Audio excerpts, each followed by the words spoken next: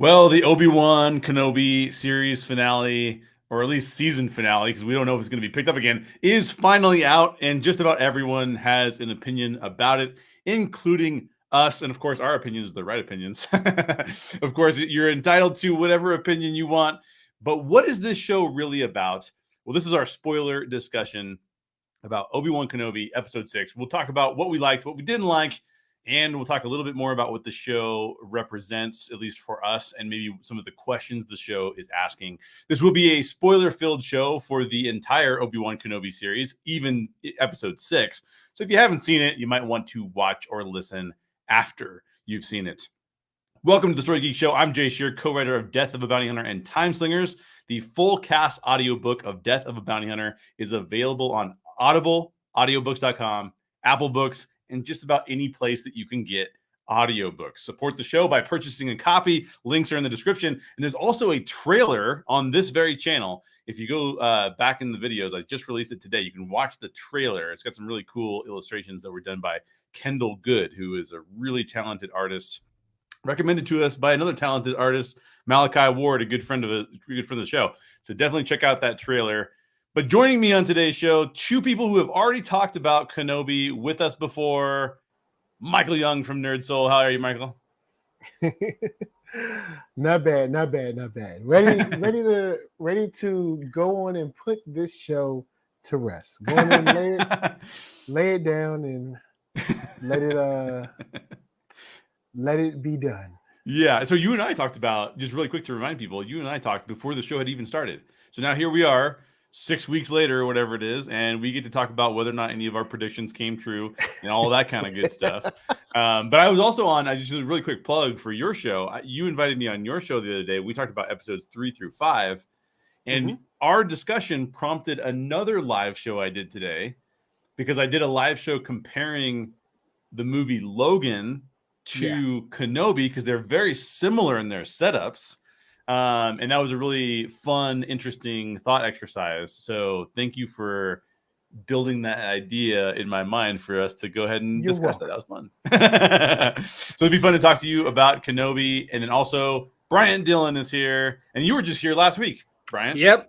Yeah. Back. Glad to be back again. Thank you. Back to back, of course. We invited Megan. We invited the Orange Grove 55 crew, OG and Dre. Josh Taylor. We're going to have a whole crew of people that had talked about the show already. And these are the only people that could make it. But I appreciate you guys coming on the show. It's good to see you too. And Bryant, of course, is from Fanbase Press. So why don't you just give a quick shout out to your channel and where people can find you, and then Bryant, after Mike's done, you can do the same. Sure thing. All right. Well, NERDSoul. We do hip hop and geek. We also do some gaming. We've been playing Guilty Gear Strive, and of course, Shredder's Revenge lately. Also getting ready to talk about Evil, because that's back, and Motherland Fort Salem is back, and then of course Star Trek and Star Wars or whatever else. Nice. And you said you're ready to close out Kenobi, so I want to hear more about that pretty soon. So Bryant, tell everybody a little bit about where they can find you and what you've been up to. Sure. You can find everything I do at fanbasepress.com. We are a geek culture website and indie publisher. We like to say that we celebrate fandoms and create new ones. On the creation end, right now we've just released our latest comic, the first digital issue for it, Ripple Effects, which is a superhero story by Jordan Hart that tackles invisible disabilities and modern life as a superhero. And then on the celebrating fandoms end, we have been diving into ET lately. It's the 40th anniversary of ET, so we put together a little podcast panel to discuss that, and we will be doing more of those coming up. Nice. That's awesome. And should mention, Fanbase Press is a Eisner nominated organization this year. So that's Thank you. We were lucky enough to get a nomination. Thank you. Yes, for comics journalism. So if you're looking for a little indie comic news in your life, you can find it at fanbasepress.com. Nice. This is a pretty casual show for tonight. So if you are watching live and you want to add comments, I'll bring those up as I can as we're going through it. But we are going to get into Kenobi episode 6. Episode 6 starts with I'll just do a really quick recap. Episode 6 starts with Vader chasing what remains of the path. They're all in the spacecraft, and the Star Destroyer is hunting down what remains of the path, which, by the way, is essentially the earliest Rebels I think we've seen in live action.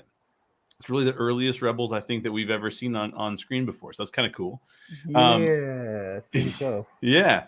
So Obi-Wan realizes that he has to abandon that ship so that Vader will leave the rebellion force alone.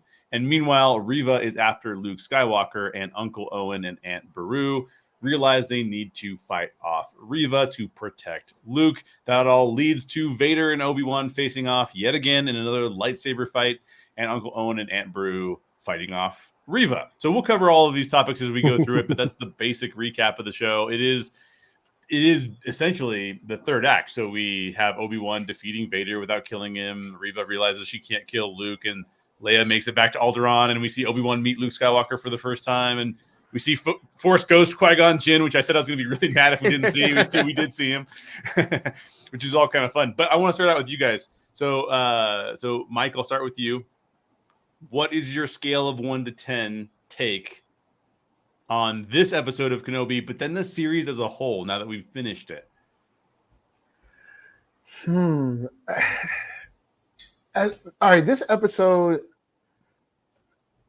I don't know. I might set it somewhere around maybe like a 6.5 or something. Okay. There was some cool stuff in it. Yeah. But then they also did the cutaway thing that I hate. Like, this is what you've been waiting for ever since this show has even been announced. Let's cut away to Uncle Owen. Even though Uncle Owen is cool, but just do Uncle Owen in his spot. And then the series as a whole, it's been kind of a mixed bag for me. Maybe like lower at I don't want to say this about a Kenobi show. Maybe at like a 6, 5.5, something like that. Okay. There's been stuff that I really thought was cool, and then the show as a whole just didn't really pull it together for me. So I don't know. I mean, it wasn't horrible. It's fair. It just wasn't great.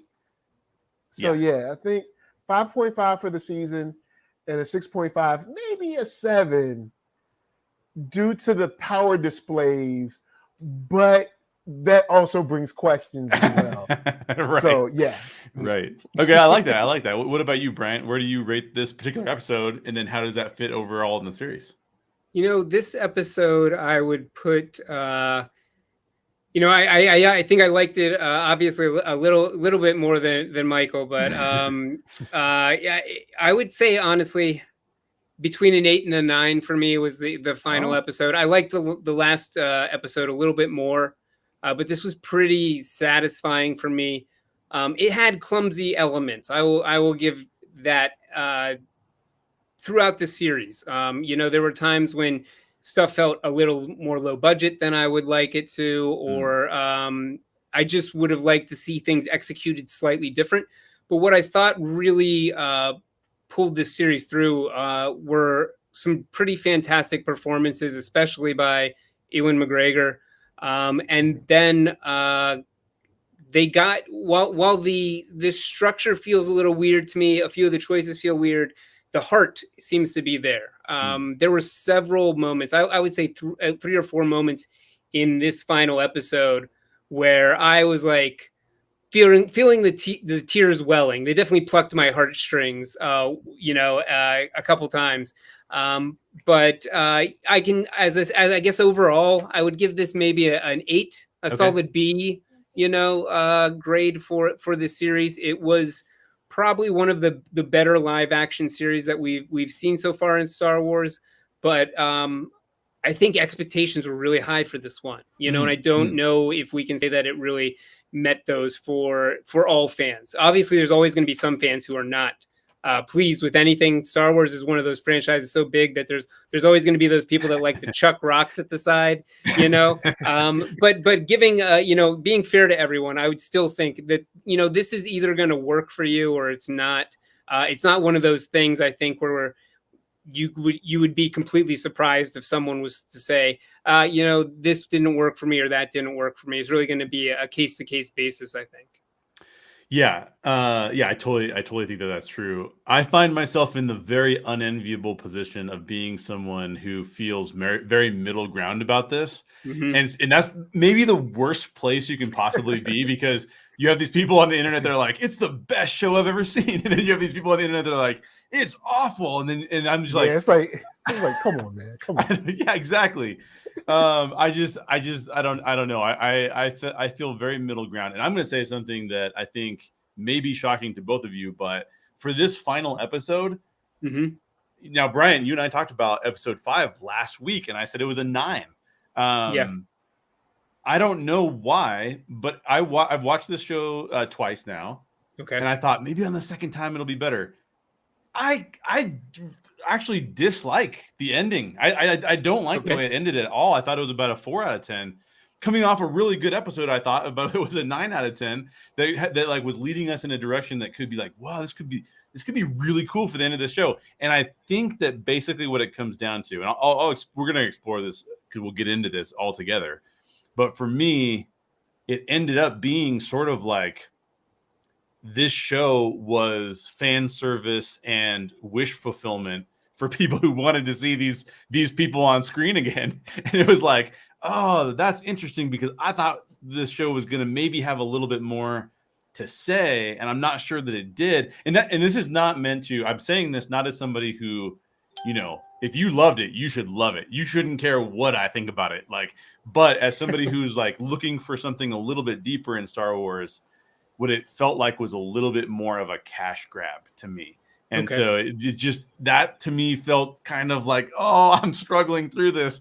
So let's get into some of the reasons why we think that. And we've got a couple people in the chat. One said, I don't know, man, Vader was the scariest he's ever been in episode 6. A glimmer of what the prequels might have offered. And then Rogue Disney, who was on the show this morning talking about Logan versus Obi-Wan with me. And Rogue Disney did not like it. He was more like on my side of it, where he's like, I'm struggling with this. He says it was weaponized nostalgia, which is a way of saying what I said too. So obviously we all have opinions. Weaponized nostalgia. That's a good one. We're going to use that. Like, we should do hashtag weaponized nostalgia on a lot of these shows out here these days.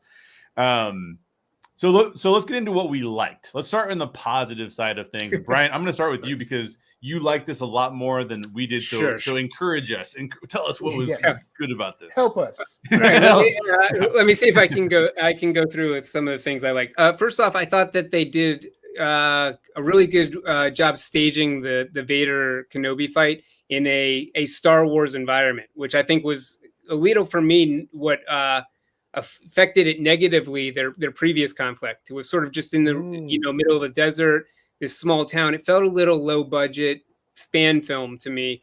This felt much more like a believable like Star Wars encounter with these weird cave or hill growths or whatever that were coming out of the ground. Little volcanoes or something. Right. I mean, it was, and it didn't feel too derivative of something we'd seen before. It wasn't like, here's a lava planet, here's a snow. It was a little bit unique, which I think is always a thing that Star Wars struggles a little bit. Very minor thing, of course. For me, as I said, the character moments are what really worked for me in this film. I wish that they had gone a little bit further with some of it. I think I had talked to you, Jay, about how I really wanted Obi-Wan to kind of fulfill what Return of the Jedi, I think, sort of promises. There's a scene where Luke and Vader talk, and Vader, Luke's sort of telling him, like, come with me, leave this. What are we doing?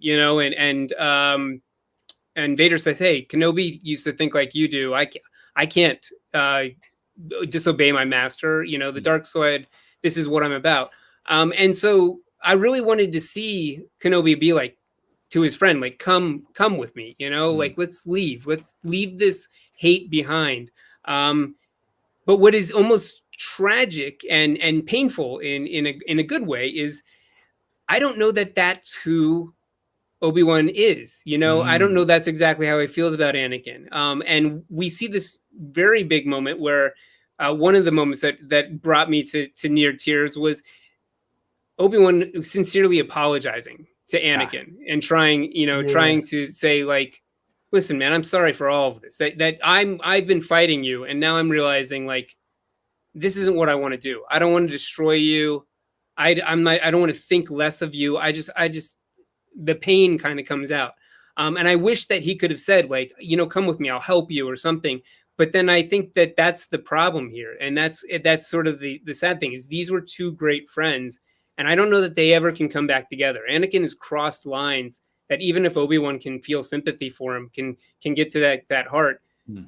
I don't know that he can look past what he's done, And what's interesting about that is sort of that's repeated, I think, in both, maybe in all three trilogies of the films, is that it really takes the right person reaching out to someone who's struggling with this kind of trauma at the right time. And that's very true to life, like sometimes it's a certain person that reaches out to you and stops someone from whatever, doing harm to themselves, doing harm to others, but they might have been approached 30 times before, but it's the 31st time, from the specific individual that really hits that point. And I think you see that with Kylo Ren, you see that with Vader, you see that with Anakin.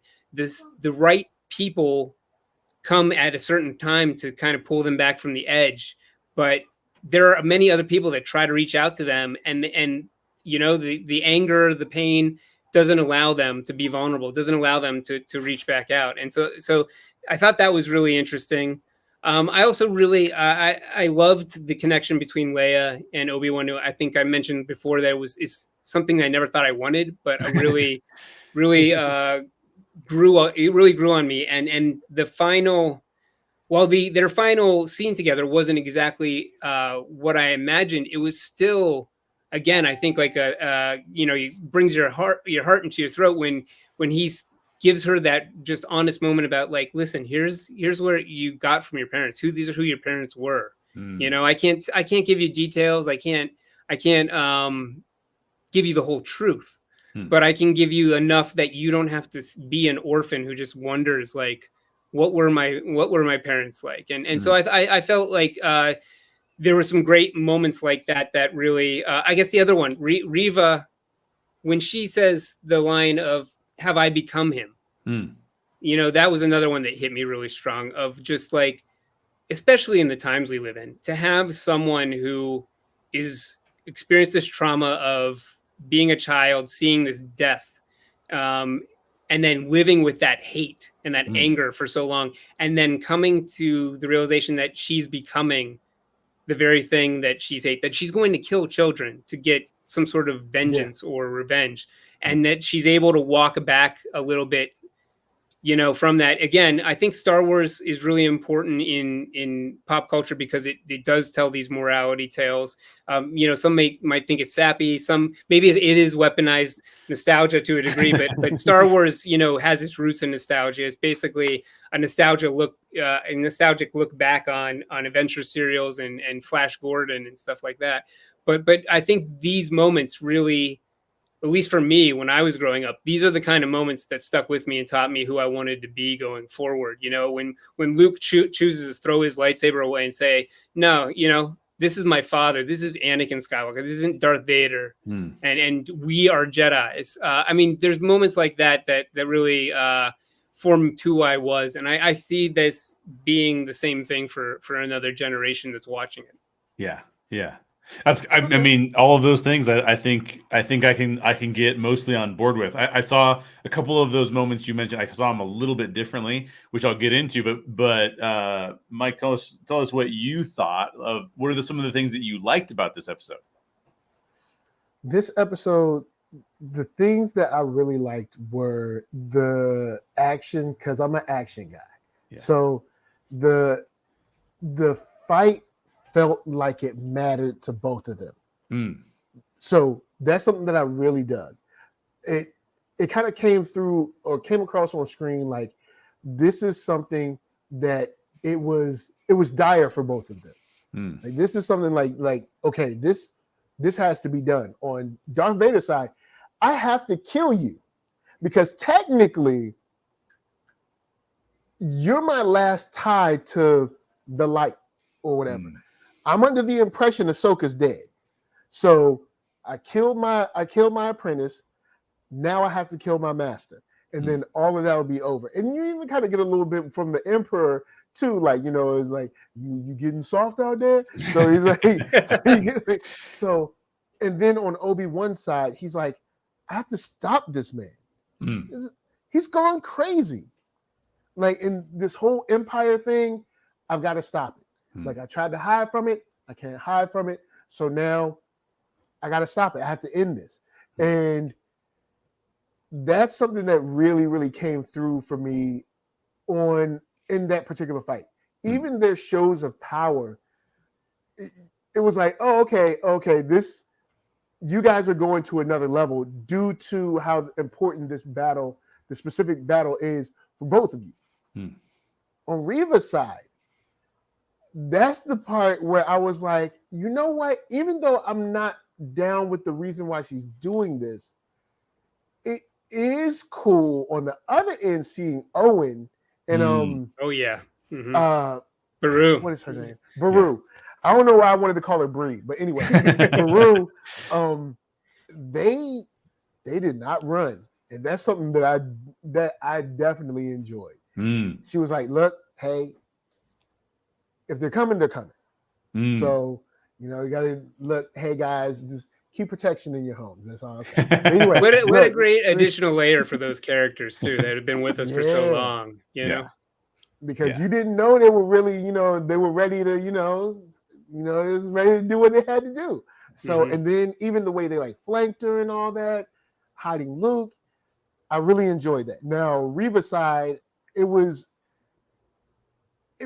sad to see that this is like the only thing she had left.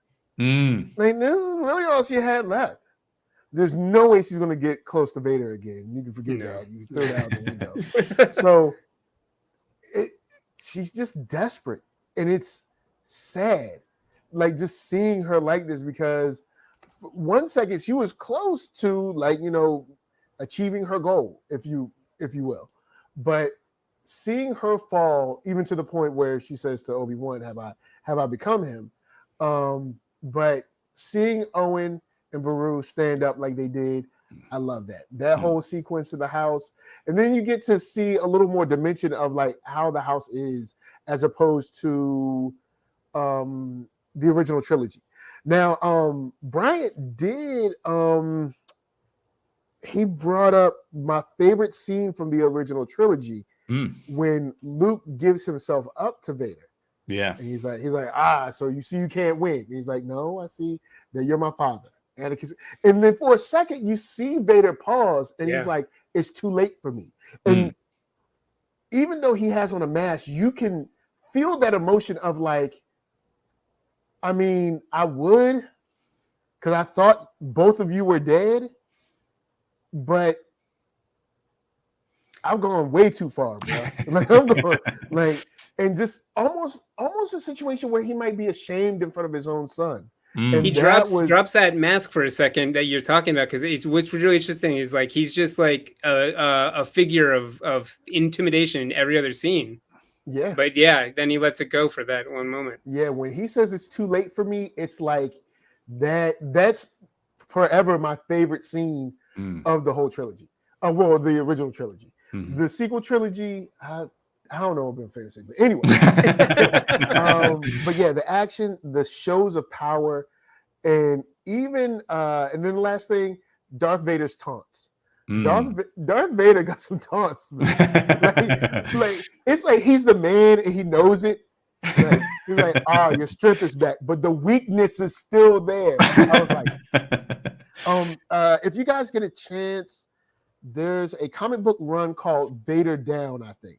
Yeah. And the rebels are like, oh yeah, we got Vader. Oh man, he's surrounded or whatever. And I don't know what issue it is or whatever.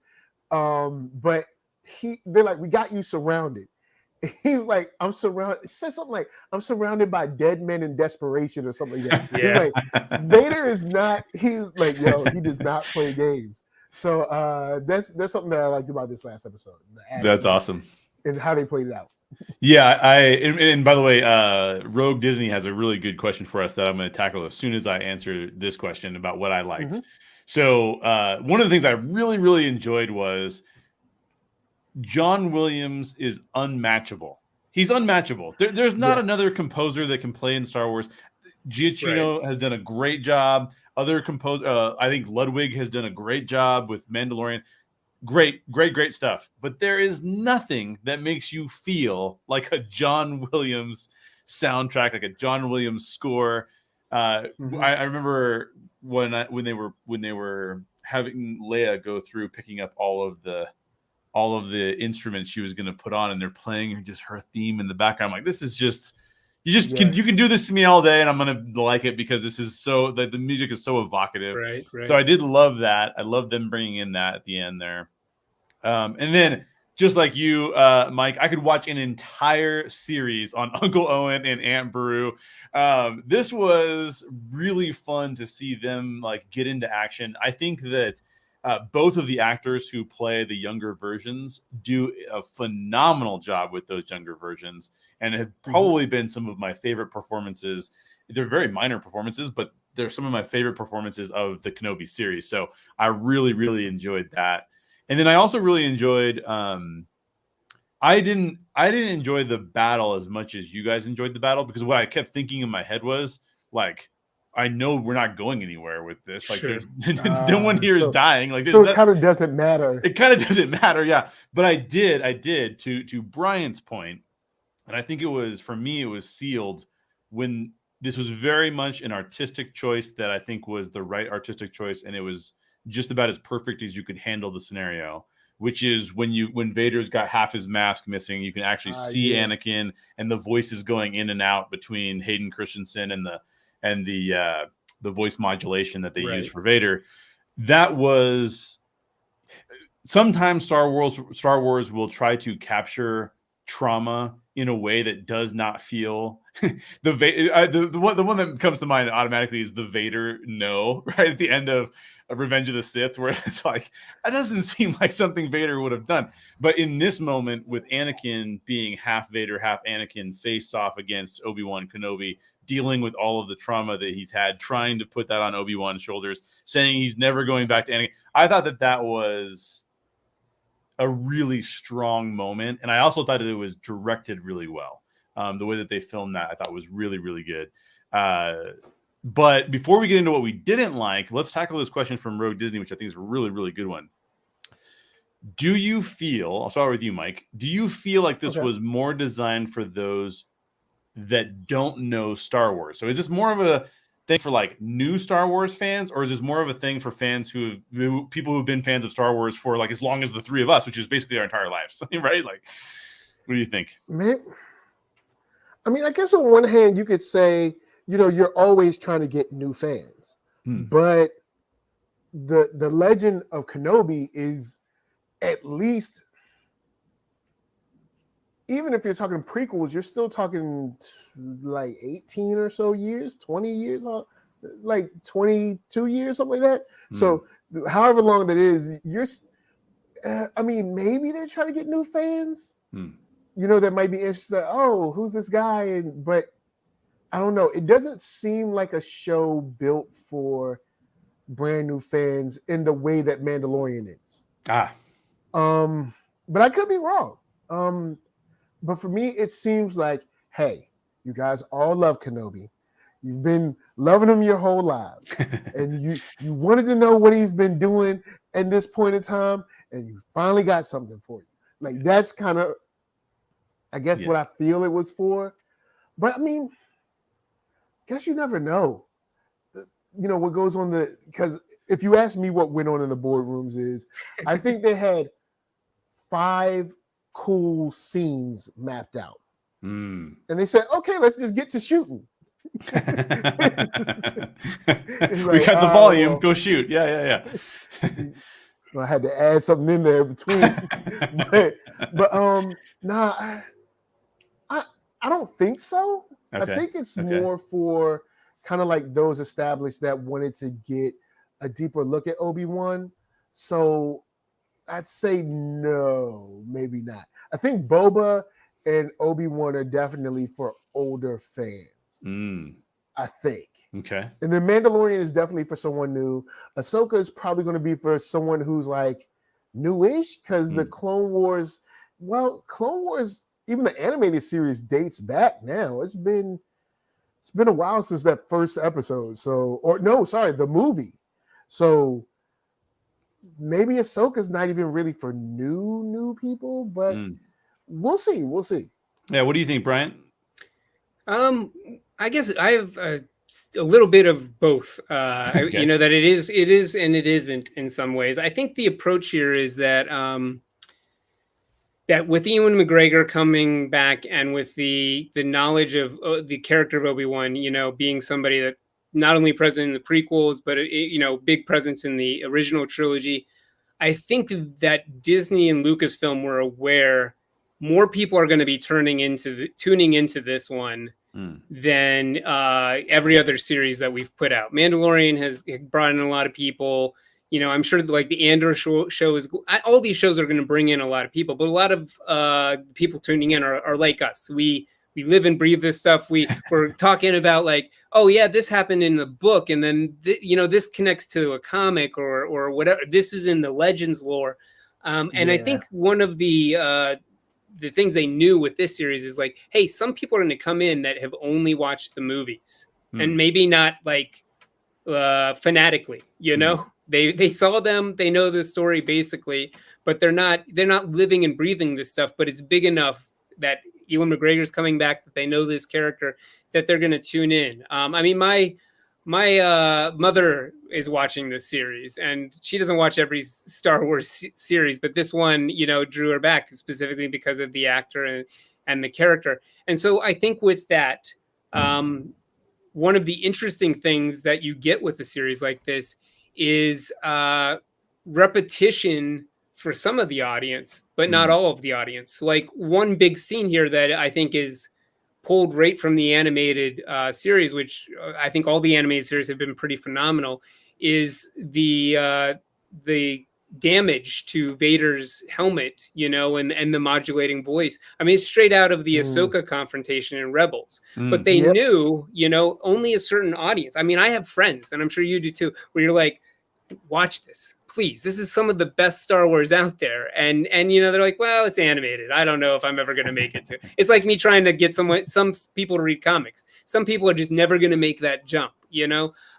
So there's a chance to take that to a cinematic level. And I think they wanted to mine, you know, some of that territory in several different areas here, you know? Things like the Inquisitors are very well known to hardcore Star Wars fans, but to someone who's only watched the movies, this is a new thing, you know. So I think it's a little bit of both. I think it is supposed to walk the line of appealing to old fans and new fans, but they definitely knew like, hey, we want people to be able to come in that have only seen the movies and not be completely lost, or at least be able to follow along and sort of maybe we reteach them some of the things that others have seen in the comics or the animated series or even other TV series that we've done. Yeah, good points. By the way, Brian Barber also noticed the Rebels Anakin Ahsoka similarities there too, so I want to give him a shout out. I think this show was specifically designed for a very specific type of audience that I think Disney is essentially doubling down on. And I think that essentially what Disney decided was that they are going to double down on the audience who grew up with the prequels. Now, let me tell you, I think why they're doing that. I think they're doing that because they learned a couple lessons that I think maybe were lessons that I wish they hadn't learned. And a part of the fandom wishes this. The first thing that they learned was that they don't really have the people and process and oversight in place to do franchise storytelling the way that Marvel does. And we saw that because of the sequel trilogy everybody knows, objectively speaking, that you might like certain parts of the sequel trilogy, but the sequel trilogy as a whole does not work, right? And by the way, I've done this on other shows, and I won't go into it now, but you can track back to why it doesn't work. And it's not like one director is the problem. The problem is there's too many cooks in the kitchen with different ideas about what Star Wars should be, right? So I think that caused Disney to say, if we're going to start creating Star Wars for a specific group of people, which group of people are we creating Star Wars for? And what does Disney know about its ability to please a crowd? They know that Dave Filoni is the heir apparent to George Lucas. Sure. And so what they did was, in my opinion, they said, you know what? We're just going to double down on the prequel audience. We know we can still pull viewers from the original trilogy, that's me, right? I'm the old guy. Pull viewers from the original trilogy because we're still going to use some of those same characters that were in the prequels, and we're just going to go down that path again.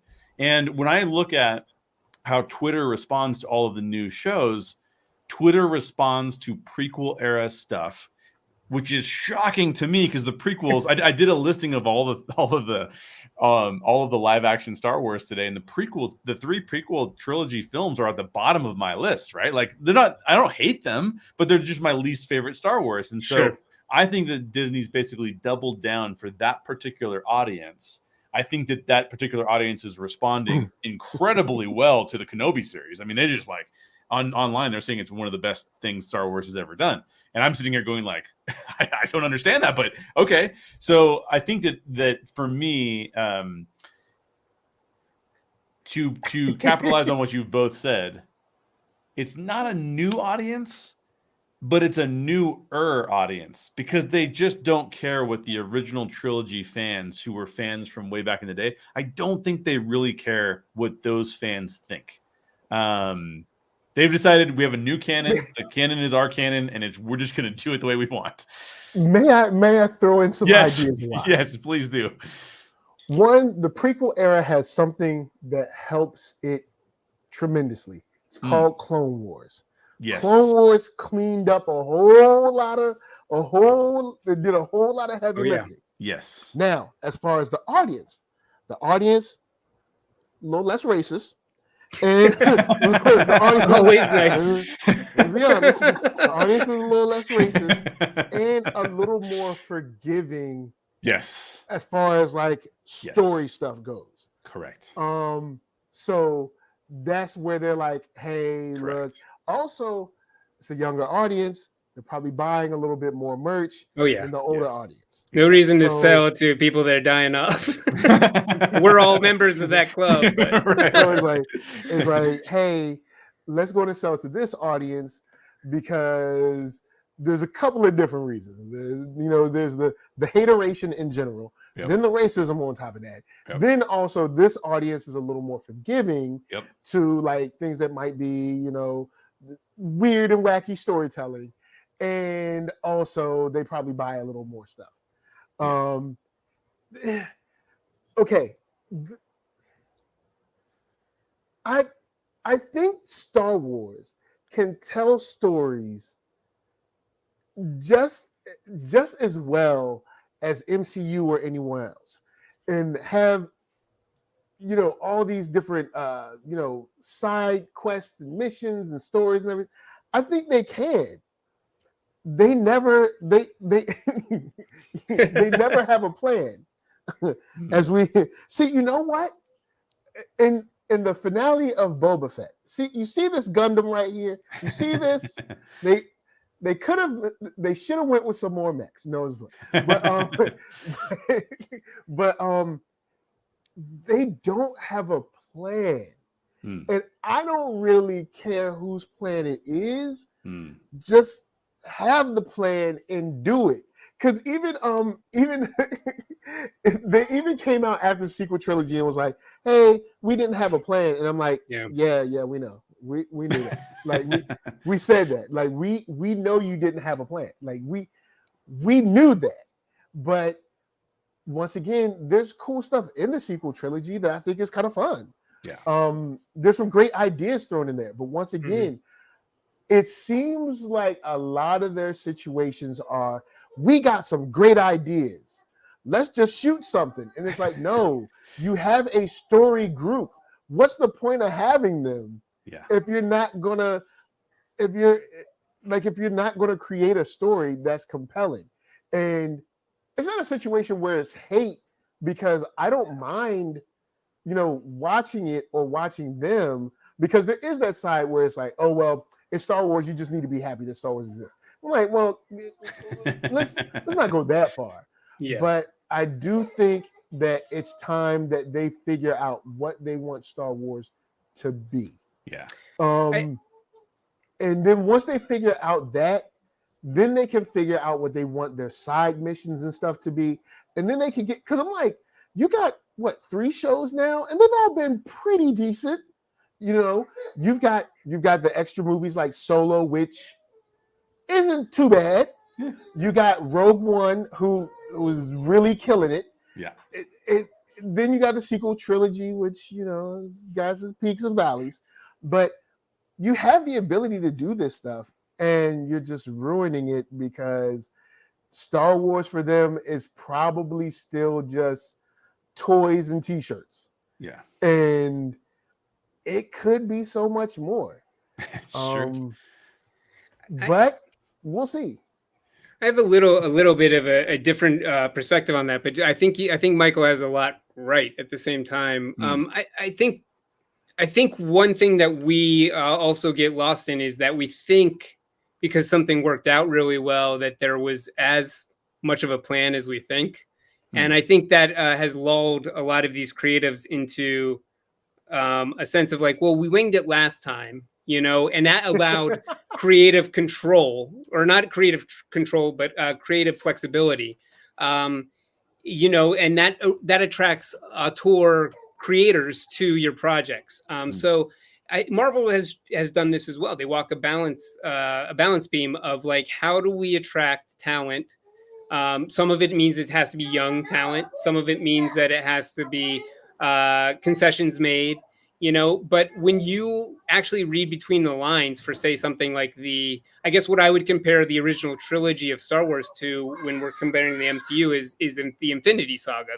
They're obviously different, amounts of film, but essentially they're 2 complete stories. The original trilogy was one, and the first first run of MCU, the Infinity Saga, was the same. And in both situations, I think what happened was like a little bit of magic in a bottle. It could have been horrible. I mean, they didn't really plan out Star Wars as much as we like to think of it. The original trilogy, Lucas was constantly adapting as he went. Even to the point that Gary Kurtz and a few others left after Empire Strikes Back because they didn't like where Return of the Jedi was going. And many things, changed. Everything from like Owen being like Obi-Wan's brother to the fact that Leia ended up being Luke's sister, all these things. There are stories with the MCU that the same thing happened, but like they were able to, probably because of Kevin Feige, should have a lot of credit, but they were able to like navigate a lot of waters and make it look easy. Like, oh yeah, we planned this thing is paying off here, and it would have just taken a little bit, of tipping one way or the other to make that not happen. And I think you can see that a little bit in where we are going now with the MCU. It feels a little less tied together, a little less like there's a plan. Maybe it'll be revealed, down the road, but this is going to be their dangerous waters, is like, hey, can you do the impossible again? And I think Star Wars is in a difficult place, because I totally agree. Like the sequel trilogy, I have more love for it than most, but it needed a single vision, as maybe Star Wars would to some degree benefit from, because having that individual like Kevin Feige, who's kind of leading the ship, gives you some consistency. I think even with the story group, Star Wars struggles with consistency because there's so much going on and so much in different layers. I mean, the canon has changed 3 or 4 times at this point. I mean, the prequel trilogy came in and like bashed the canon that existed there. Now we have the sequel trilogy coming in and changing that. I mean, even before that, George brought in, as Michael was pointing out, the animated Clone Wars, which was like, hey, by the way, Anakin had a Padawan that you never knew about, and he never talked about. And now she's the biggest character, in new Star Wars. So I don't think it's necessarily bad to have some flexibility in the way that they're approaching things. But yeah, it's a give and take. And I think the tough thing is you can do something amazing once, but can you do it again and again? Are you John Williams? Not everyone is John Williams. They can't deliver every single time out of the gate. And Star Wars has a little bit of that. I'm a little more forgiving of it, but it grates on itself in certain areas. Just to pick up on a couple of things that you guys said, and we'll move on. It's a great question, Rogue. Yeah, I appreciate it because it's generated a lot of discussion. But the point to be made here is that the value center from a revenue standpoint for Disney does not lie in the original trilogy fan group, because that original trilogy fan group is not as likely to go to the theaters, right? Which is where they're going to make a bunch of their money on the front end. And they're not as likely to buy things, except for who are they buying things for? The people who are fans of the original trilogy are our age and older, and they're buying for their kids. Well, what are their kids doing? Their kids are watching the Clone Wars cartoons, the Rebels cartoons, and you're pulling back those fans into Star Wars because their kids are getting into it, but they don't need to make content for us anymore. We got Rogue One. That was for the original trilogy fans in many regards. And I think The Mandalorian is to a certain extent, but because Dave Filoni has hit on being the person who took over for George and created, like you said, Michael, the Clone Wars series, which is a tent pole for the entire Star Wars franchise at this point. This is why Kenobi was made, because it was backed off of a bunch of things that came out of the Clone Wars. And so I think that's really where Disney is focusing their energy and their effort. They even changed the personality of their Twitter account recently, like within the last 2 weeks. And I just think that is part of their strategy. So Rogue Disney, you're saying you spend a ton of money on OT content. I'm not saying you don't. I'm not saying I don't. I'm just saying the bulk of that money is coming from a different group at this point in time. And I mean, to me, I think what I'm having to struggle with is that as a person who's not resonating as much with these stories, some of it being generational, I'm having a harder time connecting, and I'm having a harder time when I go on Twitter and I see how people are responding. It's really hard for me not to want to be like, wait a minute, guys, do you understand that I'm seeing this from a completely different perspective than you are? And my perspective is not as positive as yours is. And it's almost like I'm the villain for saying that, right? Well, that might be social media too, because social media extreme. Like, we can sit in a room or a virtual room like this and have different opinions, and we're not like, calling each other names. Well, you just didn't understand it. Yeah. Right. I guess what I would offer, because Jay, what I would love to hear your response to is one interesting thing about what you're saying is I guess there's 2 points I make. First off, the original trilogy fans, I think, are still being appealed to, but there is a huge chunk of us that they have sworn off, because we swore off Star Wars. There were a bunch of people who looked at the prequels and went, there are no other movies. There's 3 movies. And it's like, well, if that's how you feel, well, good. You have those 3 movies, and this is continuing. This train is going on without you. And the other thing is that I do think that they are focusing on what you're saying, the prequel fans, mainly because Filoni does seem like he is emerging as seems like he's kind of head and head with Favreau, but Filoni, I think everyone who really loves Star Wars or really knows Star Wars is probably like one everyone feels comfortable being like, yeah, this guy seems like he could do it. He could oversee everything and make it work for the most part.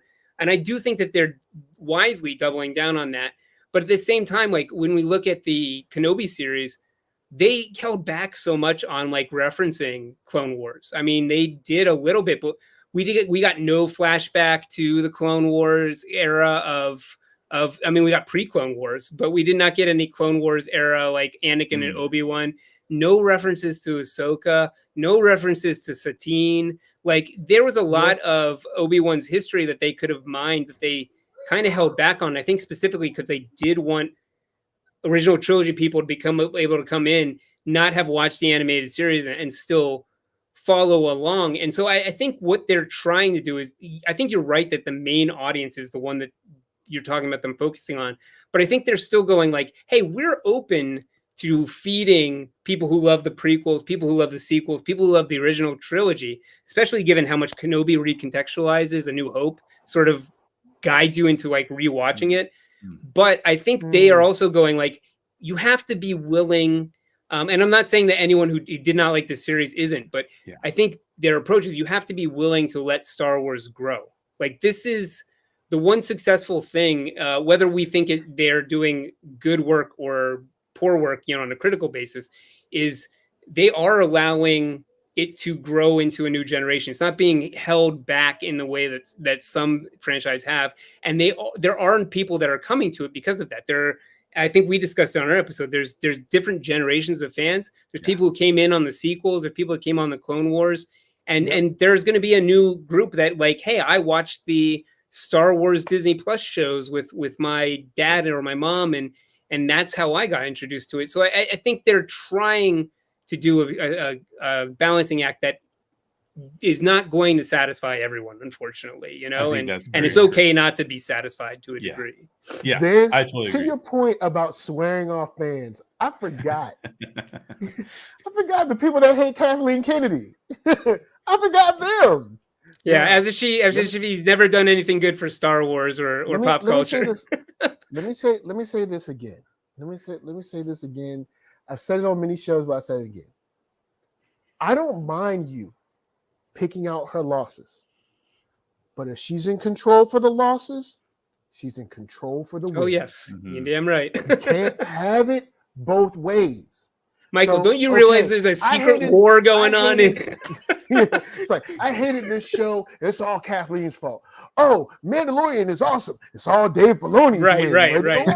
Whoa. Jon Favreau's taking Kathleen Kennedy's job. He's in a secret. You're like, what? How many videos can we make like this? Well, the Kathleen Kennedy issue is a misunderstanding of what Kathleen Kennedy's role is in Star Wars. Thank you. Because Kathleen Kennedy's role in Star Wars, she's a money person.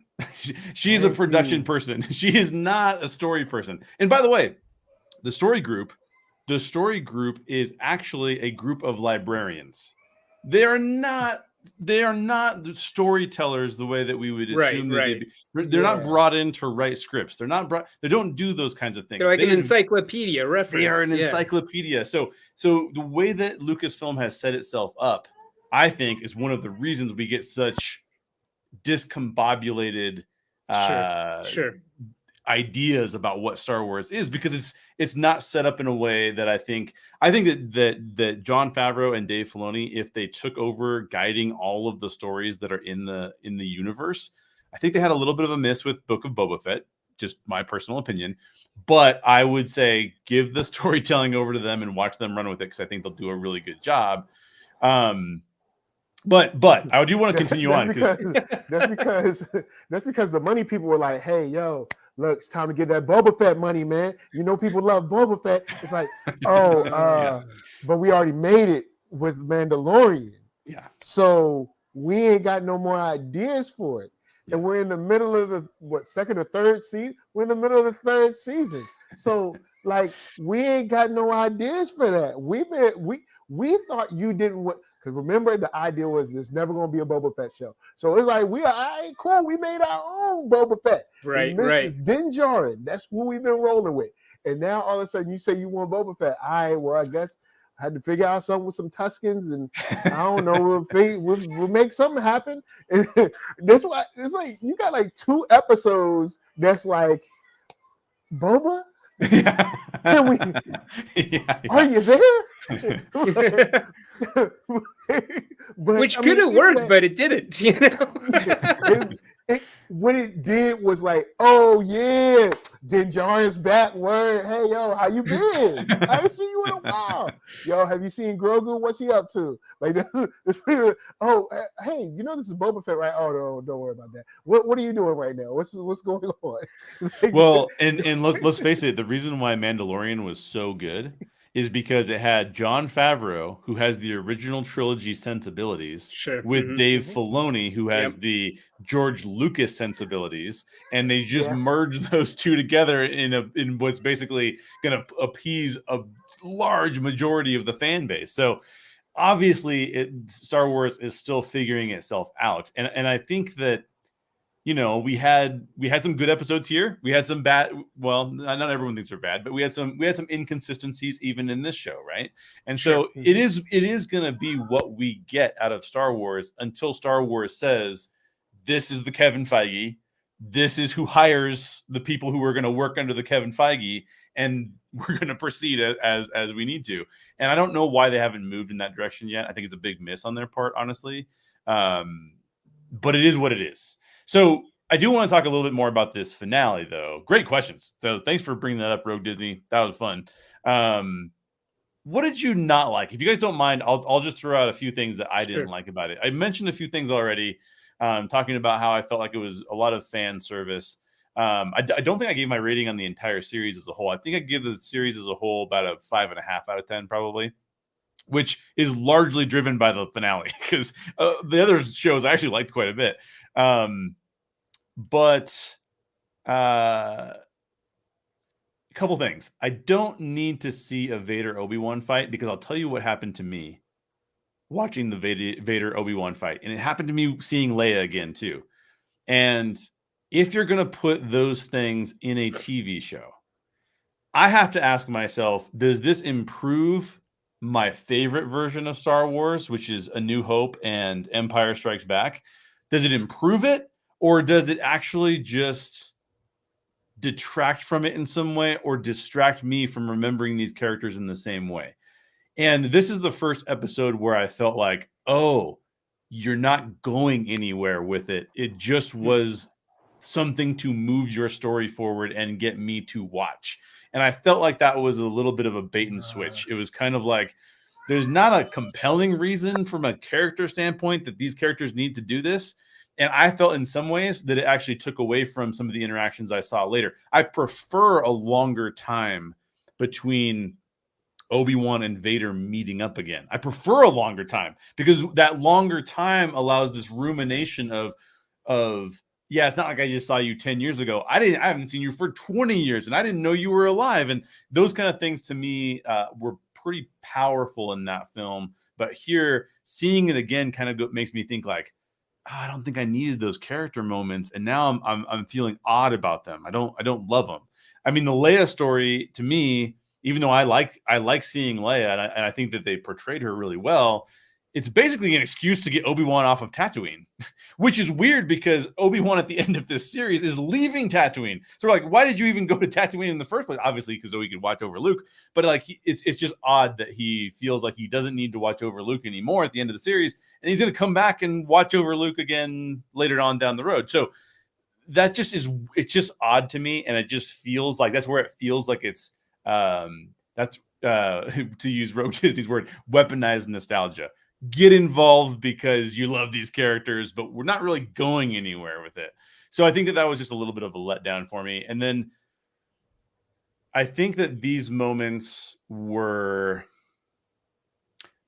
So let me just say this. I thought that Spider-Man No Way Home, if you were going to weaponize nostalgia in a way that would get me to feel all the feels and be happy about it, was the exact perfect way of doing that. And not only that, but you actually covered some of the moments and had character development when Andrew Garfield catches MJ, and it's a complete redemption of what happened to his character in his films. Like, those to me are like, they're character building moments. Let me give you a few moments that to me felt like they were just fan service moments. And if you guys love these moments, I don't mean to be offensive. They just didn't hit me right. And that was, you get the Emperor, right? Like now you get the Emperor, and there's nothing like interesting about the Emperor except for he's there, right? Like, so it's not like he's got like clones in the background that he's cloning for the sequel trilogy or anything like that. But we also get the hello there moment, and I'm like, oh man, like that's such a meme now. It's such a meme that it's losing value, right? We get the Obi-Wan meeting Luke moment, and I just felt like it was kind of one of those things where it was like, man, I just don't feel like that I need that moment right now, because I know what's going to happen later. I already know what's going to happen later. And then the moment that I really wanted to see, the Qui-Gon moment, does not make sense to me, because if someone is in the midst of anxiety and depression and having a hard time connecting with the Force, what better time to connect with a mentor? And the mentor doesn't show up till he solved the problem, you know? So to me, it was like, it's like cops in an action movie. They show up in the end. It's like, yo, thanks, but I fixed everything. You know what I mean? Like, no matter whether it's Die Hard or whatever, it's like they always show up at the end. In the very end, like, oh, we're here. It's like, we fixed it. Yes, exactly. And it just felt to me like those were fan service moments that they didn't help build the character arcs. They didn't help build what I was hoping to see in this bigger picture of where this show was going. I would have loved it. I thought this was going to happen. Didn't happen. I would have loved it if when Kenobi is in the rubble, after Vader has brought the rubble on top of him, if Qui-Gon's voice came to him in that moment and said, do you remember me meditating when we were fighting Darth Maul? That's what you need to do now, Obi-Wan. Like, connect with the Force. The Force will get you through this. But instead, it's kind of like, figure it out on your own, kid, and then I'll show up when you figured it out. It just, to me, those things were, that's why I felt like those things were such fan service moments. Again, if you like them, fan service is really cool, because what it does is it says, we know you want this, so here it is on a plate, right? Which you shouldn't feel ashamed of. But for me personally, those moments felt a lot more forced than I was hoping that they would feel. So, having said my piece on what I struggled with the episode, I don't mean to rain on anybody's parade. I really don't, because for people who like this, I don't want you to think that you shouldn't like it for some reason or any of those things. But Michael, why don't I start with you? I know, Bryant, you're going to bring us back up because you might say some things you dislike, but we know that you like the show in general. So, Michael, what do you think? What are some of the things that you struggled with the show? Okay, Leia is not 10. She's not. That girl is not 10. it bothered me because I was like, this girl is not 10. She's not 10 years old. And I know it's a dumb thing because we watch high school movies and stuff, and people be like 50 years old pretending that they're a high school senior. But it killed me that she wasn't 10. I'm like, yo, isn't this kid like 5?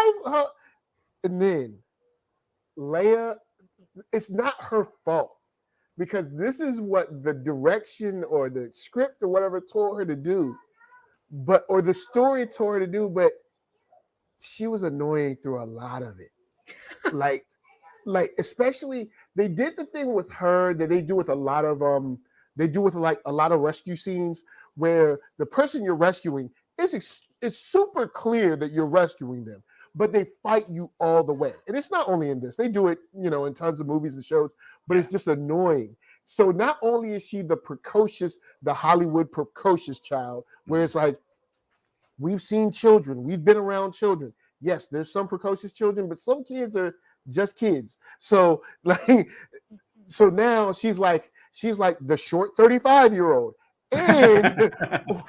And on top of that, now she's gonna fight us on everything. And I remember watching the second episode, it was second or third, and I was like, would you just shut up so we can go? Like, so I can save you? Like, can you just, like, they're shooting, okay? They're shooting. Like, can we just go? Like, because there's things, I got things to do. I'm cutting meat in Tatooine, I'm hiding out. I got things to do. I don't want to be here. You know what I'm saying? I'm here helping your daddy out. So that's the thing that really got me. Then the infighting from the Inquisitors. The Inquisitors' characterization in other mediums has always been, they weren't best friends, but they were definitely like a unit. Like they moved it. And all we saw them essentially doing was like infighting, similar to kind of like Rogue One, where it was like you found out the Empire was just like corporate work, where Tarkin is like stealing the idea of it's like, no, this is my project. It was your project, but now I'm your boss and it's my project. like we've all been in some kind of meeting where they're giving somebody praise and you're like,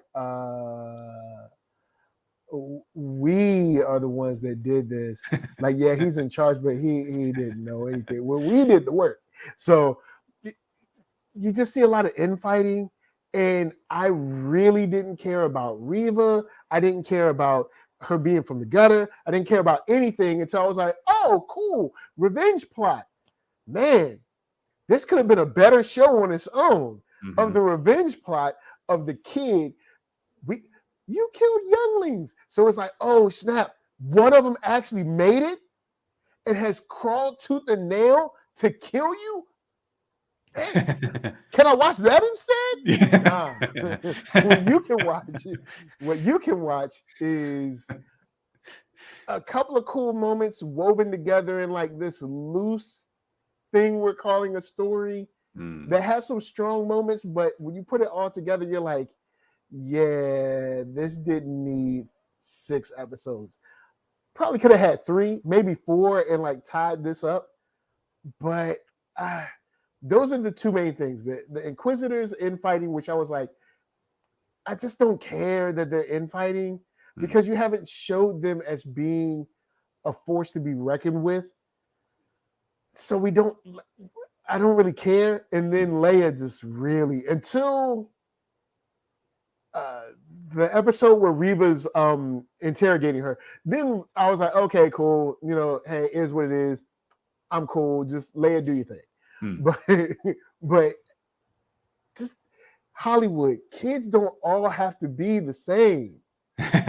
And Hollywood, sometimes if someone wants to save someone, they can like help them save them. Like, oh, go this way. Oh yeah, I'll change my hair, or maybe I'll put a hood on. I won't just run around all willy-nilly. Hey, people are trying to kill me, but no big deal. Like Hollywood, you don't have to do that. You just don't have to do that. You know what a lot of that is too with the kids is interesting because being a huge Stranger Things fan, which is mostly about kids, it's a lot of times it's when the kids have to interact with an adult world as opposed to kids being like when you watch Goonies, right? It's like, you're in the kids' world. When you're in the kids' world, it's a different thing. But when you add a kid to the adult world and make the kid basically outsmarting all the adults, it's one thing for a kid to win in the kids' world. It's another thing for a kid to win in the adult world because you're kind of like, So I didn't have any major problems with Leia, but I totally understand where you're going with that. So Bryant, what are some of the things that you didn't like, but also lift us back up a little bit, get us more positive back, more positivity back in the show? Well, I guarantee that we probably all could talk about this for hours. Like the hardest thing is to not respond to all these things and go on for 20 more minutes about these specific things. I guess I'll just offer Leia does have a lot of similarities with who she is in A New Hope. But we'll pause that conversation. Maybe we can have it after the recording. Yeah. Things that I did not like about this series. I did have less, I guess, than both of you, but there were things that bothered me, and I think I don't always like the derivativeness that we sometimes see with these stories. I defend Star Wars a lot because I think people call it derivative too much or don't understand how much that actually is part of the story. When you look at what George Lucas was doing, he very much is telling stories about similar events occurring, things being passed on the generations, dealing with the same issues over and over, which I think is the story of human life. We continue to do that in our own lives. I mean, I always laugh when people are like, another Death Star. I get it. There's been so many Death Stars, but you know what? How many decades have we been obsessing about nuclear weapons? We haven't moved on to the next thing. We're still you know, where are weapons of mass destruction? Oh, are they bigger? Are they easier to shoot? Yep. Okay. So I do think that some of these things do, you know, reflect our own life. But one thing that bothered me in this series is that you know, I don't know that I wanted Riva to die, but I think it might have added some oomph to her story. I feel like one thing that left me kind of scratching my head is how did she shrug off this this gut stab with laser with lightsabers, with laser swords, you know?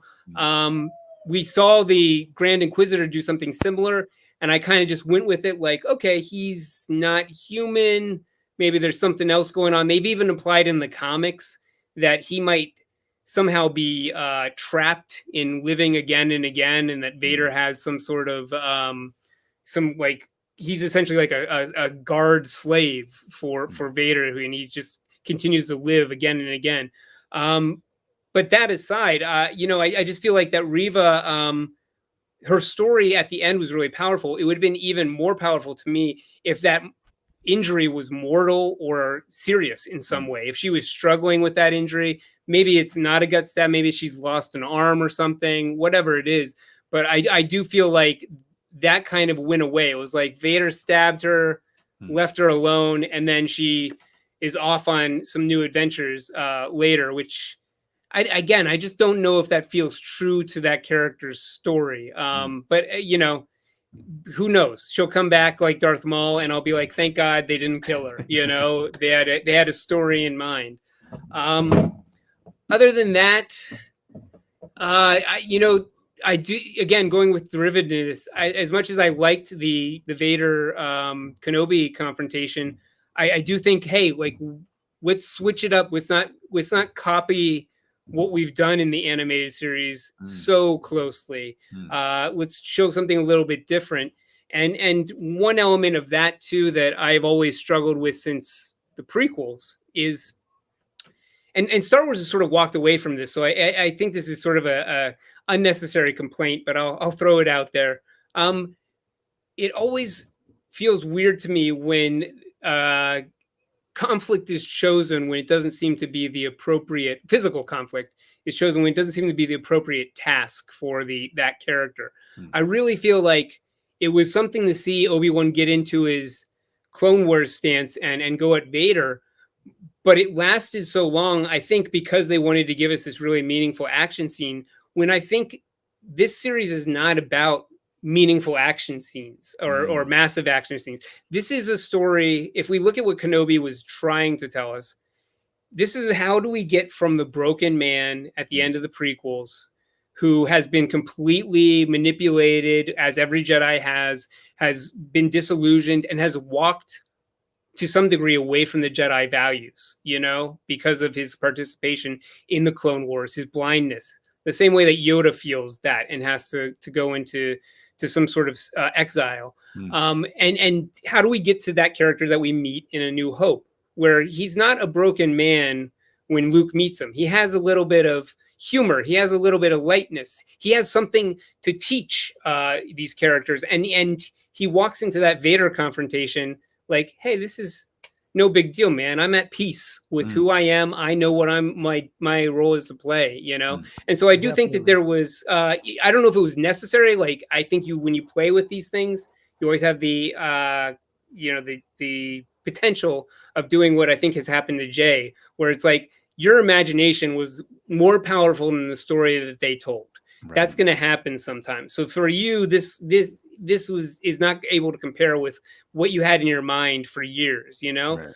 But there is a story to be told. I don't know if it had to be told, but there is a story about how do we get this character from being a soldier to going back to the roots of like a Jedi, a mentor, someone who does not physically defeat you, someone who defeats you with their spiritual faith, you know, to a degree that finds a way around it. And that long way of saying, I feel like the conflict with Obi-Wan and Vader could have very quickly turned into Vader trying to kill Obi-Wan and Obi-Wan refusing to fight him. You know, I think there should have been more there where Obi-Wan was like, listen, I've been doing the wrong thing. I've been detached from my connection to the Force because I don't necessarily believe that there's something, to believe in. I don't know where we went wrong. I don't know what hope lies. I don't know what future really exists for these children. And I was a soldier, which a Jedi is never supposed to be. I spent my last few years, lost in war. And so having some sort of confrontation, it was more like him, I go back to your Qui-Gon moment that you kind of referenced, Jay, a moment like that where he finds the spiritual moment of clarity, there's some of that in this series, but it would have been really neat to see that in the fight of Vader with Vader, and almost a mirror image of what Vader was doing with Reva the episode before, where he didn't even like pull his lightsaber right away. He was just kind of like dodging or moving. There could have been a power, I think, in allowing Vader to rage and having Obi-Wan find that stillness, Yes. But Star Wars isn't like that. They want to make at this point they want to make Yoda, jump around, fight with a lightsaber, something I never thought I would see. I thought you would grow past that at some point. But as my friend Hannibal Taboo likes to say, Jedi like to use their lightsabers. They like to be flashy. They like to get in these fights. So maybe they're not completely honest with themselves in every period about what their true desires are. And I guess the last thing I can say is the Qui-Gon moment. I think it's something that might work for me the more I sit with it, but it was a little bit less than I was expecting. I was expecting that to be a big part of the series, and it was more of like a nice nod to something that's to come. I feel like when we're talking about the series, I saw it as being a complete story, and what we really do is we just get Obi-Wan to that point where he's like figured out, hey, this is what I need to do. This is how I get back to who I am, to what being a Jedi is.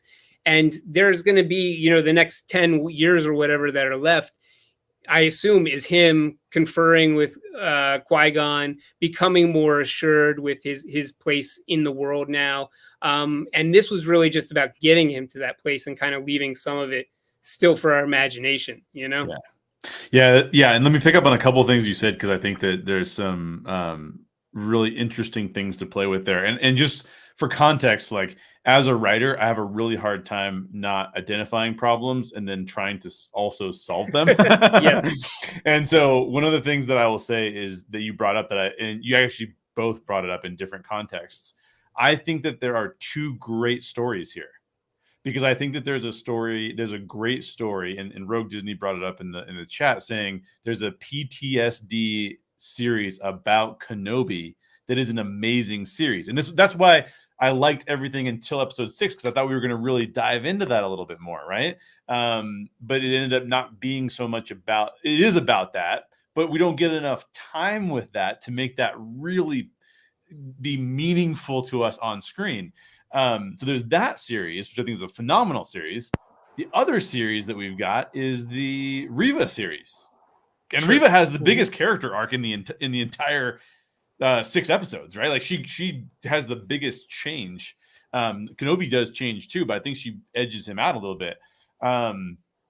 Those are two great series, but I think one of the problems was that I think they ran into. I talked a lot about this more on the show I did this morning, where if you know where Anakin ends up and you know where Kenobi ends up, and then they're going to throw in Leia too. And by the way, we know where Leia ends up.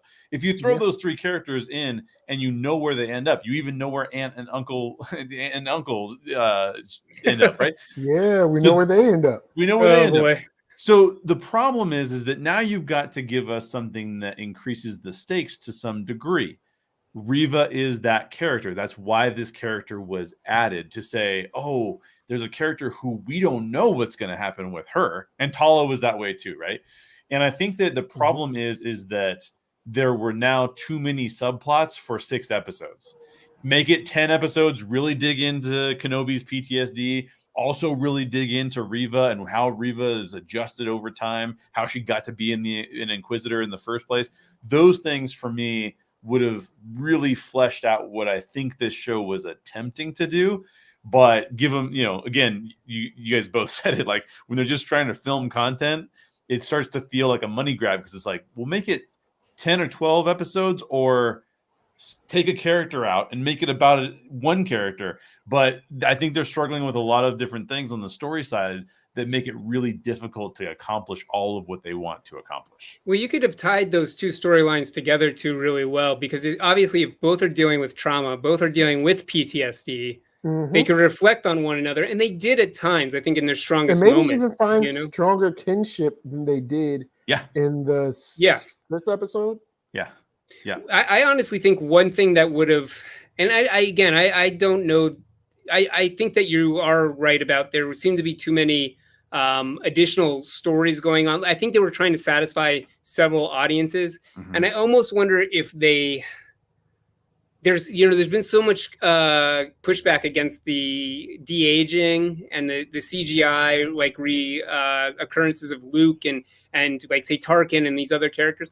I wonder if they were a little shy about doing that too much in this series. But there's part of me that goes like, I wonder if that hurt them a little bit, because in some ways, part of the strongest part of episode 5 was being able to cut back and forth between the flashbacks that actually served the story and see Obi-Wan and Anakin together, and then have it reflect on where they are. And there's part of me that goes like, you know, the first episode really dived into the despair, the PTSD that Kenobi had. I wonder if we had less of a need to get into like a sort of a swashbuckling story, and we were more introspective and left Obi-Wan on the planet, on Tatooine, by himself for the most part, ruminating with these things, and had a flashback every episode to the connection with Anakin. And, you know,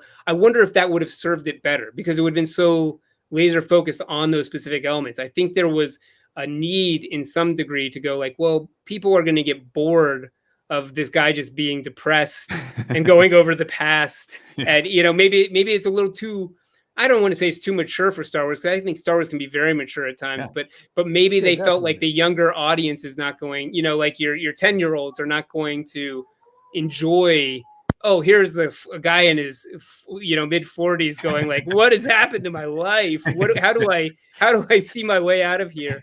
But I do think that maybe that would have helped a little bit, because they worked so well in that first or in that fifth episode, you know? Yeah. And that was what a lot of what you're saying is what I think made, in my comparison with Logan, right? Because Logan, which I talked about, you can go back and watch that video, but I talked a lot about with Logan, is like the one element that I think Logan has. Well, Logan has two main elements that this show does not have, but all the other elements are the same. He's depressed. He's alone. He's trying to figure out how to recover from having been a former hero and no longer a hero, living in a world that's going down the wrong path, has to take care of a little girl. Like, I mean, there's so many similarities between the two films, but the one thing that Logan has going for it that Kenobi doesn't is that, one, we don't know how this story ends, right? We don't know what happens with Laura. We're surprised by the Professor X death. And then when we figure out that Logan's going to die, okay, now we get it. That's crazy. And then we're able to process all that. But the other thing is that, and again, I think this is a sense of time. Logan is active where Kenobi is inactive. Now, what do I mean by, or reactive is a better way of saying it. Logan wants to get a boat and take Professor X out on the boat to kind of end life that way. And he's very dedicated to it. He's doing all of these things to protect that dream, to pursue that dream. He's active. Kenobi is basically like, I don't want to do any of these things. I'd rather just go back to Tatooine for most of the series until the very, very end.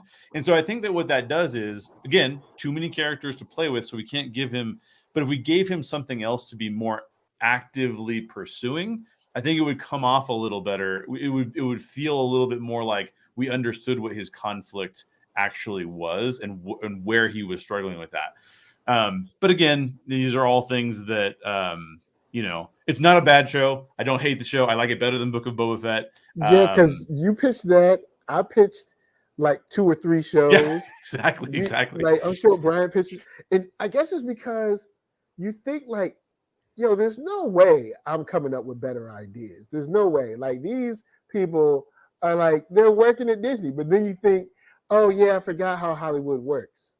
Like it's somebody's brother, or this is my son, or this is my nephew, or this is my best friend. It's like, no, maybe I could have better ideas.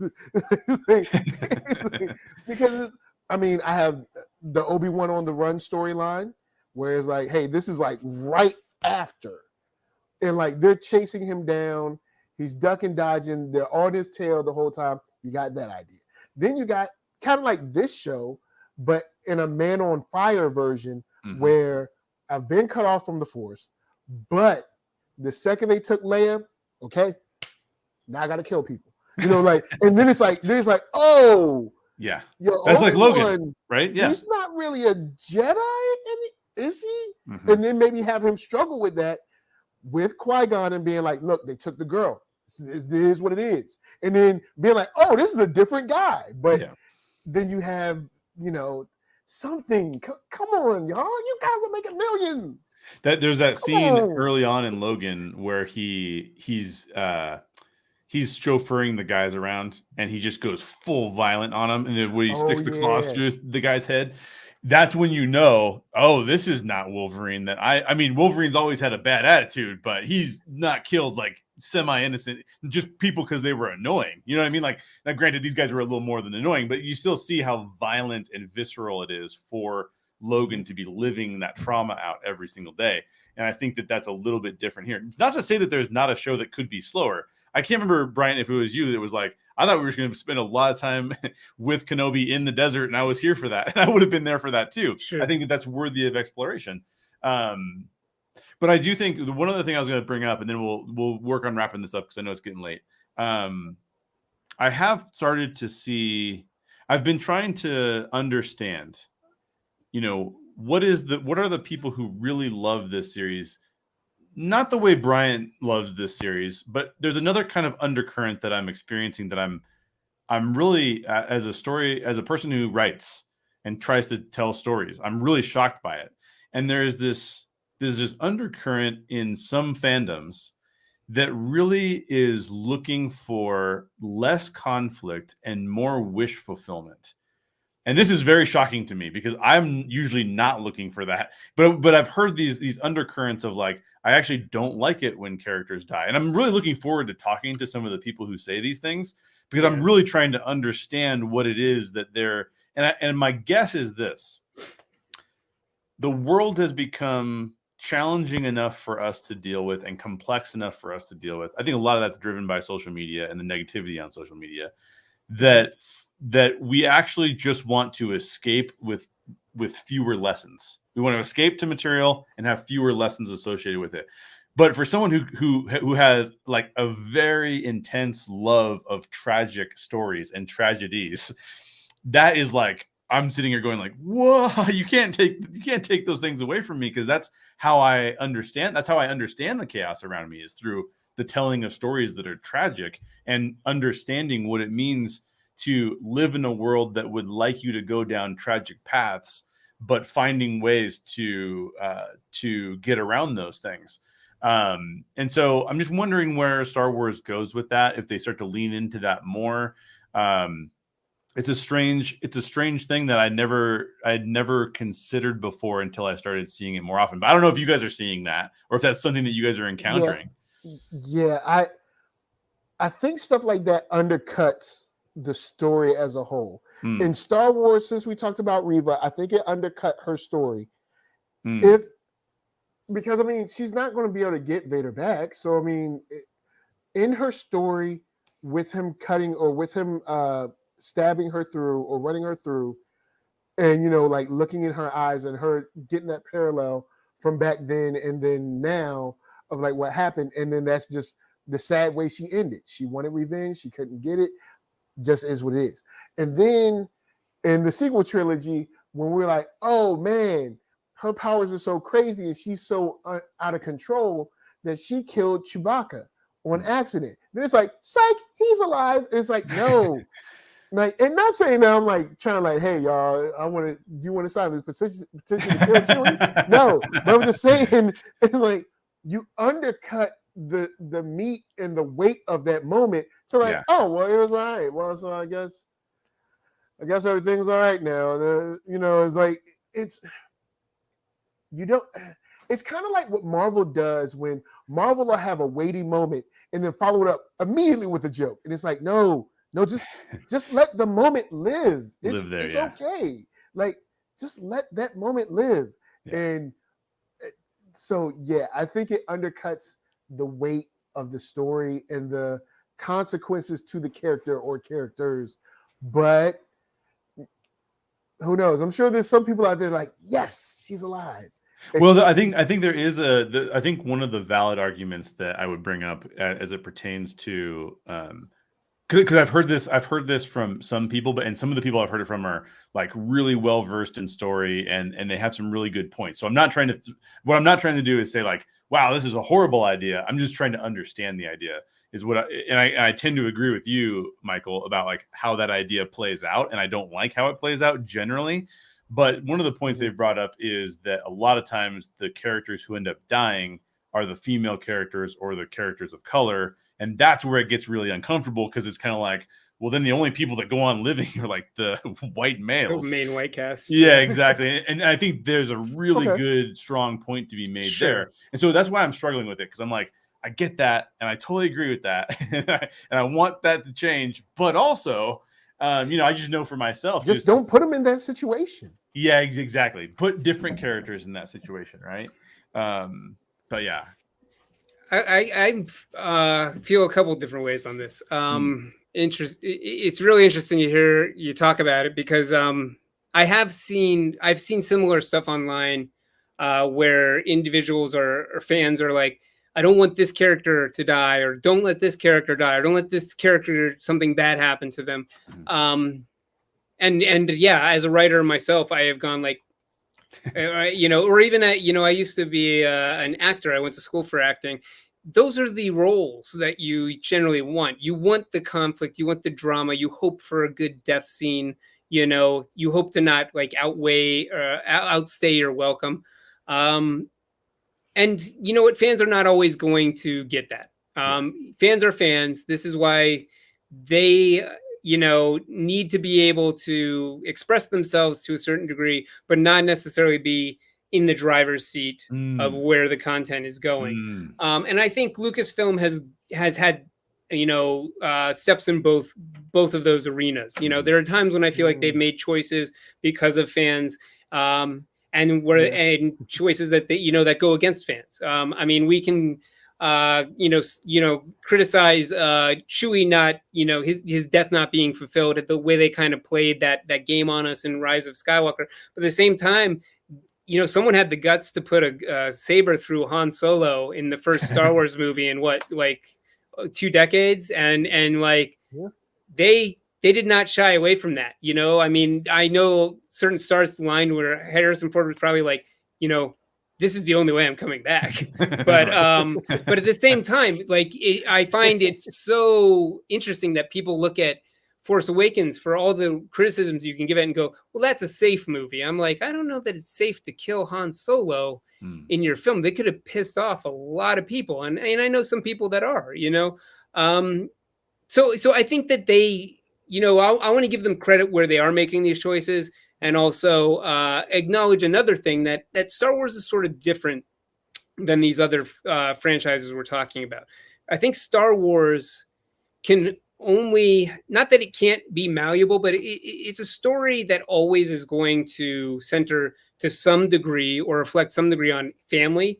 And it's always going to have some sense of hope. Even Revenge of the Sith, which is probably the darkest entry that we've seen so far, or Rogue One. Everyone dies in Rogue One, but the end of that story is hopeful. It's not supposed to be a complete downer. You're supposed to feel the pathos, but it's Star Wars, I think, has certain elements that have to be kind of present. Not that you have to copy, not that you have to do the same thing, but I don't think that Star Wars can get too cynical to a degree. Right. One thing about about Logan that I love is that it does have that cynicism. It does have hope at the same time. But given the R rating, to some degree, they were able to go, this is the last Logan story. We're going all the way. We're talking to adults who have been raised on these movies. And if we do compare it to Star Wars, you got to think about, well, how do I feel about every other X-Men movie that led up to Logan? Right. Are they the same quality? Do they pay off the same way? Or is there this one gem, that happened? So I think that all these things sort of factor in. Yes. And in what is most difficult, I think, as a creator and a fan these days, is to kind of wrap your hands around and grapple with social media. Yes.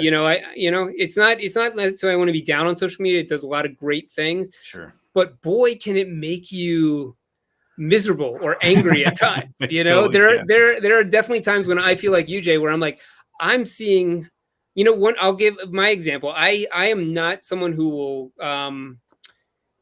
cart with any kind of sexism or racism or abuse that was associated with The Last Jedi. But the film didn't work for me as much as it did for a lot of other people. And I feel like I am at least trying to be honest enough with myself to go, this film is equally loved and hated. And then there's a middle ground too. But it wasn't the greatest film. It wasn't the worst film. And it did divide audience just based on the story. Yeah. And then but if you go online, it's all that you get is fuck these people, Lucasfilm, oh my God, it's horrible. And then ruined everything. Yeah. And then the opposite, which is very difficult if you do have criticisms where it's like, this is the most amazing film. Yes. It is objectively a great film. And if you don't think so, you know nothing about film. And you're like, well, that on its own is hard to deal with. And the algorithms, it's important to know that they want us to have conversation. So the most passionate conversation is two people spitting hate at each other. Yes. And so those are the ones that rise to the top. There's no measured approach. Not at all. It's the best movie in the world. And if you didn't like this character or that character, or you didn't like this or that, then it's because you don't understand the movie. There's those that you don't understand it, or you're racist or you're sexist. And trust me, it happened. There's definitely racism and sexism surrounding a lot of The Last Jedi. But also in that, the character that they hated about the sexism and stuff, can't remember the character's name now. The girl whose sister died at the beginning. Rose, yeah. They didn't give her anything to do, and her story was whack. But see, you can't say that because then you're lumped in with everyone. It's like, no, I think Rose is cool. Have Rose, give her something to do besides be there. Yeah. And then the whole casino thing. But I will say this: Last Jedi tried something. They tried something different. I'll give them that. Yeah, it was a bold move. Yeah. They tried something different. They had no plan. We knew that, but or they had the opposite plan, maybe. I don't know. Yeah.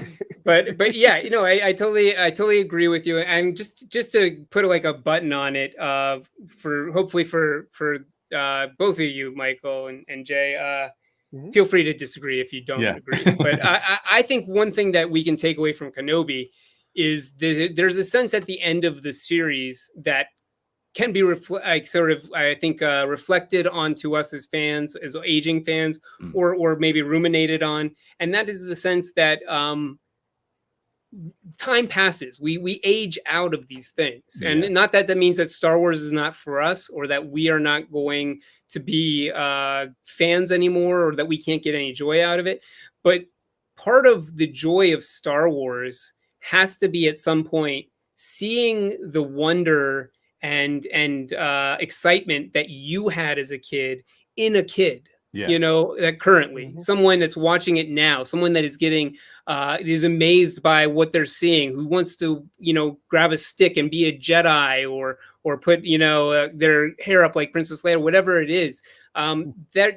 We see a little bit of Obi-Wan figuring that out at the end of the series, where he's like, you know what, the future is going to be all right. There's something going on here that I had not realized was going on. I was only seeing the end of my story, the failures of myself, and I was unaware that it's not all about me. It's not all about what I bring to it. Sometimes it's about what is the next person bringing to it, what's the next story bringing to it. And even with something like Last Jedi, where I would agree with you, Michael, I think they introduced some great characters, much like the prequels. They introduced some great characters. They don't necessarily do much with it. But who's going to be the Dave Filoni that comes along and creates the Clone Wars for the sequel series? Who's going to take those characters and make us go, oh man, that's why I love that character. You know, that's why I can watch these movies again now and have a further context for them. So I'm going to keep that optimism and hope that as the world grows, there's going to be more. The universe grows. There's going to be more positive in the Star Wars universe than negative. Yeah, I think that's good. I think it's a great place. I think it's a great place to end the show too. I've kept you guys for a long time. We could keep talking about this for hours. I know us, and there's not two people I would rather talk with either. You guys are both fantastic, and I love the way that you're able to be critical without being just overly negative and toxic like some of the people out there. So thank you for joining me in that. I want to hear one more time. Tell the people where they can follow you and what you're up to. Why don't you go first, Michael? All right, NERDSoul, Facebook, Instagram, Twitter, TikTok, podcast, all that jazz. Hip Hop and Geek. We're talking about cool stuff all the time. Come through. It's barbershop style, so we're not just running back the episode. You know, if you jump in the middle, just be prepared. The conversation could go anywhere. We were just talking. We were just talking about Young Justice, and went on a tangent about how SCHECK was awesome, and people don't remember because it was so long ago. Like people forget, like OG SCHECK, like the fast SCHECK. But That's right. But it's a lot of fun. I'll say a final thought about this. Kenobi isn't. I know there's tons of people there like, I've watched it and I just can't watch it anymore. I'm throwing it. It's not that bad. It's not that bad. It's got highs and lows, but there's some cool stuff in it. Just check it out. It's not that bad. Tatooine needs more, I guess, more regulations around meat cutting, but they aren't controlling anything out there. It's lawless country. Exactly. We know that's true because we see whatever it is 8 or 9 years later. We see what Watto's up to. He's up to no good. Exactly. Yeah. Bryant, what about you? Where can people find you, and what have you been up to? Well, you can find me on Twitter at Comic Book Slayer, on Instagram at Comic Book Sniffer. If you're looking for more Star Wars hot takes. Fanbasepress.com is where you can find everything that I do in the geek realm.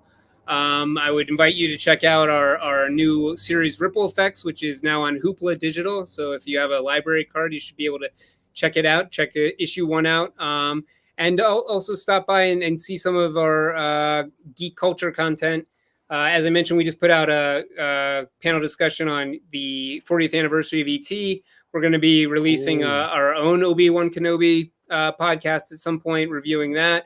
And I think we're talking about Blade Runner coming up. It's another 40th anniversary for a lot of. I mean, 1982 was a big year for movies, so there are a lot of movies to cover. That's awesome. Yeah, I'll definitely go listen to that. That sounds amazing. And if you need a summer audiobook to listen to, I'd love for you to take a read or listen to Death of a Bounty Hunter. If you're a fan of steampunk, fantasy, Western mashups, we call them weird Westerns, then please pick up a copy of our full cast audiobook, Death of a Bounty Hunter. It's about a desperate sheriff who will do anything to save his daughter and a bounty hunter who realizes he can no longer run from the truth. It's sort of like Red Dead Redemption meets Raiders of the Lost Ark, but we throw some badass female characters in there too. A link to deathofabountyhunter.com will be in the description. Please support the show by picking up a copy. And that is it for today's show. If you have a question or a topic you'd like for us to cover in a future episode, please leave me a comment or shoot me an email at hi@reclamationsociety.org. I'd love to include your questions or topic ideas.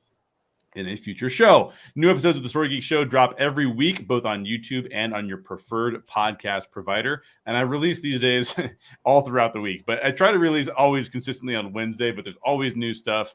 So make sure you're subscribed on YouTube or your preferred podcast provider so that you get notified of all the latest content. Thanks for watching. Next up, it's all about Stranger Things. I'll be covering my favorite story of the year, this Stranger Things season 4, which we're going to get a part 2 of pretty soon. So stay tuned for that. And we will see you on the next show. Thanks again, guys. I love talking with you guys about this kind of stuff. Thanks for joining me. Thanks for having us. It's